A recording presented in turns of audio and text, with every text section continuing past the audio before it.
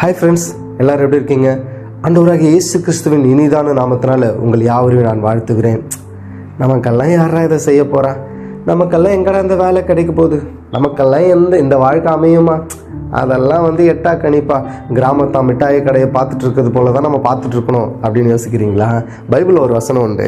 சங்கீதம் 138:8 கர்த்தர் எனக்காக யாவையும் செய்து முடிப்பார். ஆமேன். விசுவாசிக்கிறீங்களா?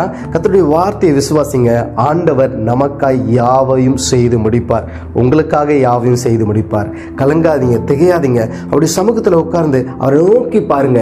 அவர் நமக்காய் யாவையும் செய்து முடித்தே தீருவார். ஆமேன். அது எப்பேற்பட்ட பாடா இருந்தாலும் பரவாயில்ல, அது எப்பேற்பட்ட உபத்திரவமா இருந்தாலும் பரவாயில்ல, யாருமே தீர்க்க முடியாத பிரச்சனையா இருந்தாலும் பரவாயில்ல, ஆண்டவர் கண்டிப்பாய் எல்லா பிரச்சனைகளும் தீர்த்து நமக்காக யாவையும் செய்து முடிப்பார். விசுவாசத்தோட அவருடைய பாதத்தில் அமர்ந்துங்க. கர்த்தர் மகத்தான அற்புதங்களை செய்வார். God bless you. Amen. Amen.